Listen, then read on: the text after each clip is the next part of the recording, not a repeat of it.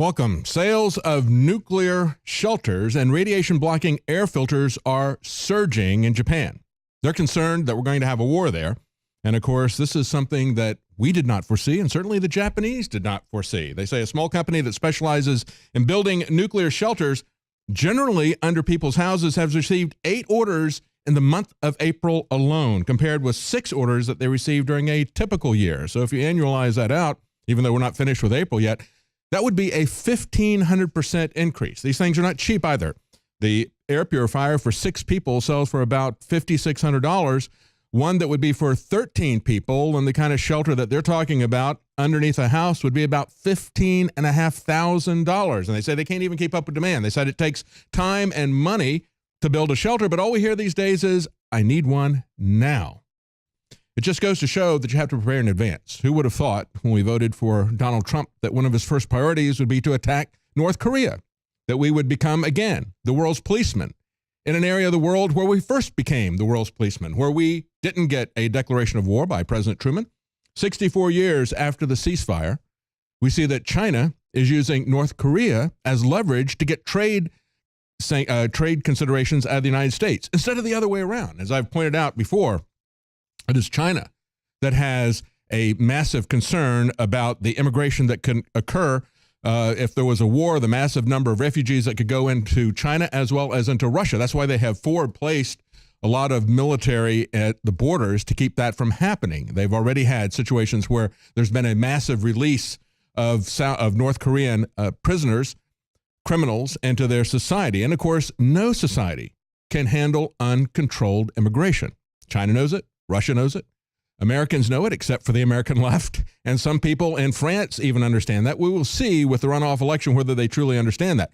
But as we see these things heating up, we now see President Trump today went to the United Nations, I guess, to talk to them about war, perhaps to get approval from the Security Council. President Trump hosted members of the UN Security Council at the White House today. They say on CNBC, this is a highly unusual meeting. Yes, it is. Made even more startling because of the harsh criticism of the UN that we saw during Trump's campaign and the kind of criticism that he had since taking office. But of course, it's a great banner day for UN Ambassador Nikki Haley. She's at the top of the heap. This is her month to be president of the Security Council. And she's enjoying this along with the people like Lindsey Graham and John McCain and Elliot Abram, all these people, Paul Wolfowitz. They say Trump is looking great. He's looking great to the neocons. Yes, he is. And of course, again, we were talking just a few weeks ago about how Trump is going to reduce the UN's budget.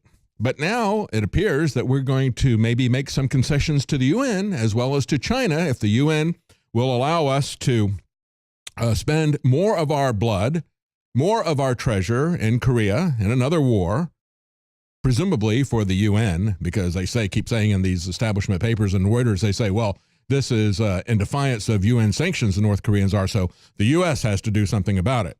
So if they'll let us do something about it, then we will, I guess, pony up for the UN and give them more money. Meanwhile, sometime, not specific about when it'll actually happen, President Trump is going to meet with all the Senate, all 100 of the senators this week. He will brief them on the situation in North Korea, presumably after the military-industrial complex and the bankers and the globalists and the United Nations have decided, along with President Trump, what they're going to do about it.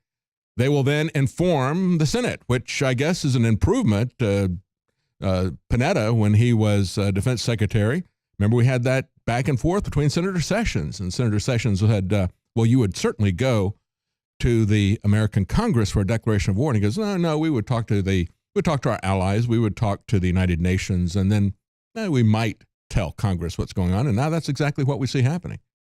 At the time, Senator Sessions could not believe his ears. Says, I can't believe this. You're a congressman, Mr. Panetta. You know what the Constitution says. Panetta was really pretty arrogant about it. But that's exactly what we see happening right now. They say this comes after Trump criticized North Korea's continuing belligerence in a phone call with China's President Xi, and also in a separate call with German Chancellor Angela Merkel today. So there we go. We're consulting with our foreign allies. We're begging the Chinese for permission. And then at some point, we may inform the Senate of what we're going to do, but we're not going to have a constitutional declaration of war, most likely. We'll just go into it. So we should ask ourselves, And look at the last action that we had, the dropping of the Moab bomb. Did that really accomplish anything? Trump maybe got a popularity boost out of it for now, but it may be a sugar fix. Anti-War points out that while U.S. officials have made a great deal about the quote-unquote message that was sent by the use of the massive ordnance air blast bomb, they also call it Moab, the mother of all bombs. We've heard that on and on and on, the echo chamber of the warmongering mass media. Well, did it really do anything? They say officially we were told first that there were 36 people that were killed, ISIS fighters. Then they said 96 ISIS fighters were reported killed, but then we never saw any evidence. We're not going to see any evidence. The Pentagon has insisted that they're not going to assess what the bomb did on the ground.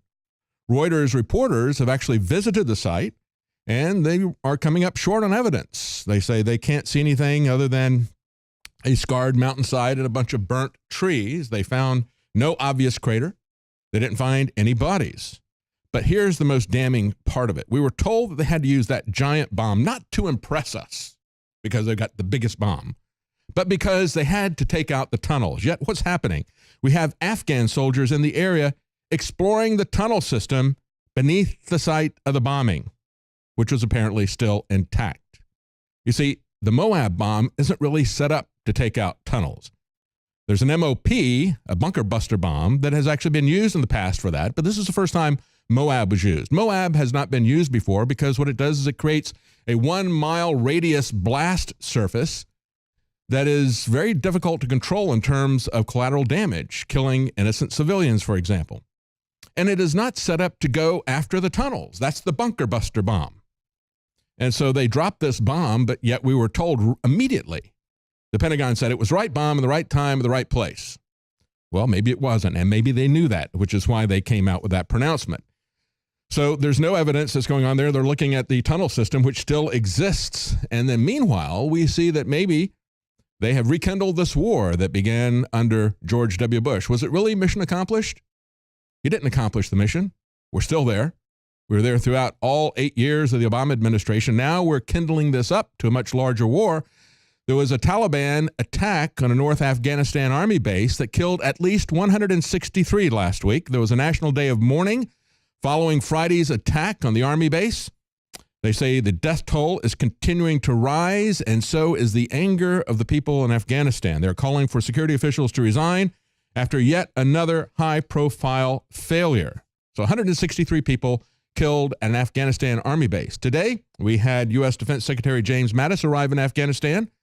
He is looking at whether or not they're going to increase our military presence there.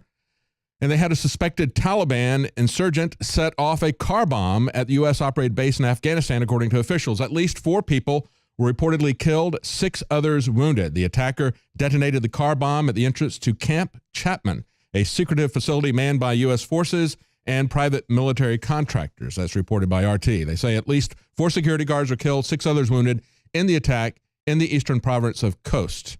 And this is as Mattis is looking at the situation, contemplating sending even more troops into Afghanistan, bringing up that war again. And as we've seen before, with the attacks on the Egyptian church on Palm Sunday, one of the most vulnerable areas that you have is at the entrance, where you are screening the cars or screening the people going into, let's say, the airport. And so setting up this kind of TSA security that we have in the airports doesn't help anyone's security. We've seen at the Egyptian church, now we see again at this U.S. military base, that when you mass people together, like we do at the airports, that's just going to increase the casualties of a suicide bomb attack. Now, in other news, we had over the weekend many people celebrating, or not celebrating, but commemorating the anniversary of the Armenian genocide. It's been 102 years since the Ottoman Turks tried to wipe out the Armenians. And of course, this coined the term, it was coined by Raphael Lemkin.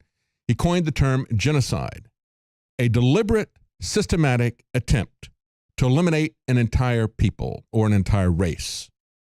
And we have now seen that done over and over again. But this is the first time that it was done. This is the first time that it was at the Armenian genocide. And Canadian Prime Minister Justin Trudeau issued a statement on the 102nd anniversary. And they had in 2015, the Canadian House of Commons unanimously passed a motion declaring April the 24th, today, as Armenian Genocide Memorial Day. And yet, our American presidents cannot use the word genocide when referring to this situation. And that includes President Trump. He's continuing the tradition of former presidents, like former President Obama, who refused to call this mass killing a genocide. Today, he issued a statement about the deaths of 1.5 million Armenians. He declined to label it as a genocide. He said, "Today we remember and honor the memory of those who suffered during the Meds Yegrin, one of the worst mass atrocities of the 20th century," but he would not call it a genocide. And I think it's significant. When you cannot say the words radical Islamic terrorism, as Obama couldn't, there is something wrong. And of course, Donald Trump has said that many times and continues to say it. And yet McMaster's, who he put in as head of the National Security Council, one of the first things that he did was to tell everybody we are not going to use that phrase. Words have meaning. If you stop calling people illegal aliens and you call them undocumented immigrants, that does a lot to change the terms of the debate. They're really foreign citizens who are criminally trespassing here, and but we can't call them that. We call them undocumented immigrants. And so to call this just the Meds Yegrin, instead of calling it a genocide, is a weak statement at the very least. He said, "I joined the Armenian community in America and around the world in mourning the loss of innocent lives and the suffering endured by many." Trump's statement is an important gesture to Turkey. And that's the takeaway here, folks. The influence of Turkey, the rising influence of Turkey here in the United States. So we all know that Israel and Saudi Arabia have massive influence in the United States. Many people do not realize the massive influence of Turkey in the United States. We'll talk about that in just a moment. The Turkish government has resisted using the genocide label since the Ottoman Turks did it in 1915. Recently, more than 80 lawmakers sent a letter to President Trump pressing him to use the term, but he refused to do that. And so the Armenian Association said the president's statement fails to stand up for human rights and is inconsistent with American values. It represents the same kind of capitulation to Turkish authorities, which will cost more lives. They say there really should be an investigation into the surreptitious Turkish influence on the U.S. government. Asked why Trump decided not to use the term, White House Press Secretary Sean Spicer said the statement is consistent with statements that have been put out for at least the last several administrations. And unfortunately, his statements and his actions are also starting to look very much like the foreign policy of the last several administrations as well. And so there's a question. Doug Bandow asks the American Conservative. He says, is Turkey still a bridge to the West? And he points out that Turkey's president, Erdogan, put his power and prestige on the line this month to get more dictatorial powers. He pushed constitutional referendum to create an all-powerful executive. He purged, he arrested tens of thousands of Turks. He cowed the opposition press. He made criticism a treasonable offense, and he manipulated electoral rules. He committed vote fraud, yet the measure still barely passed 51.4% to 48.6%. Now, he took power in 2002. Initially, he spent several years liberalizing the economy. Even liberal secularists and feminists backed him. Turkey prospered economically. The Turks enjoyed greater freedom. He wanted to become part of Europe. He was going to join NATO and the European Union, but there were always people who doubted him, says Doug Bandow. Erdogan once said, quote, democracy is like a streetcar. You ride it until you arrive at your destination, and then you get off. We've seen that many times, haven't we? Around 2010, he changed directions radically. And instead of having a secular government, instead of having a liberal government, he started you saw a lot of corruption. Tax investigations became a tool of repression. Critics, even children, were prosecuted for insulting his majestic person on social media.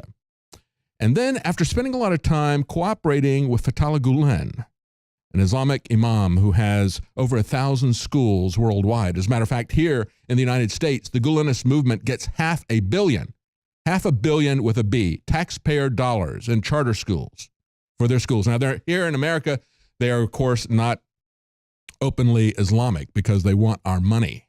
But everywhere else, they are. Here, they go under the guise of schools of science and math. But make no doubt about it, Fethullah Gulen is an Islamicist. He wants a worldwide caliphate with himself at the top. The difference that he has with Erdogan is that Erdogan wants himself at the top of a worldwide caliphate. So the two of them have essentially had a civil war going on in Turkey. And after last July's coup attempt, it was immediately blamed on Erdogan. And we see that the results of this are so far, as best we can count, 47,000 arrested, 130,000 purged from civil life, including those who have been forced from their jobs.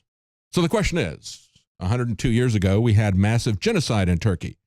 Today, we may have democide, and it is all to set up an Islamic caliphate.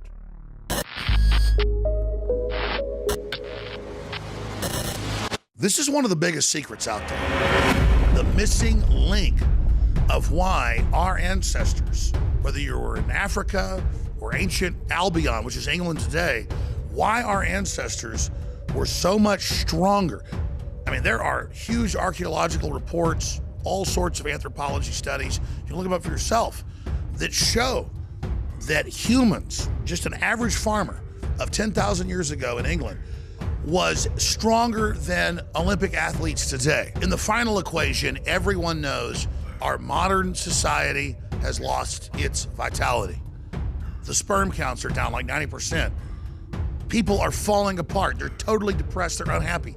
What is going on? Every ancient culture was obsessed with what I'm about to reveal to you. Today we call it bone broth, and for thousands of years our ancestors enjoyed its benefits before it became lost to our modern diets of processed junk. That's why I'm so excited to announce the product that is undoubtedly the jewel in the crown of InfoWars Life products. Caveman. We lost our vitality because we just ignored the ancient traditions. Everyone knew that you used all the parts of the animal. You used the skin to cover yourself or for shelter. You used the meat for sustenance, the fat for cooking, but you used the bones for strength. We are now introducing Caveman by InfoWarsLife.com, the ultimate in true paleo nutrition with bone broth, turmeric root, chaga mushroom, and 7 total primal superfoods in a single great tasting formula. The bone is so amazing. From the outside structure full of minerals and key cofactors to the marrow that produces the blood for the body. This is the engine of the life essence. I've made a lot of important points here, but this is the one you need to research for yourself because it's so key. High-quality bone broth helps support healthy muscles and connective tissue, while the active compounds in turmeric do battle on the cellular level and help fight free radicals. And collagen is essential to aid healthy tendons, ligaments, and muscle tissue. This is an absolute win-win. You get an amazing product produced right here in America. You support InfoWars and all we're doing to promote freedom and the restoration of our republic and promotion of freedom worldwide. The journey towards better health and giving our bodies these amazing compounds that God created starts at InfoWarsLife.com. 3 years in the making, incredible research, and the very best ingredients. I'm Alex Jones, and I may not be a caveman, but compared to these trendies out there in the street, I'm as close as it gets. Join me at InfoWarsLife.com and get your caveman formula today.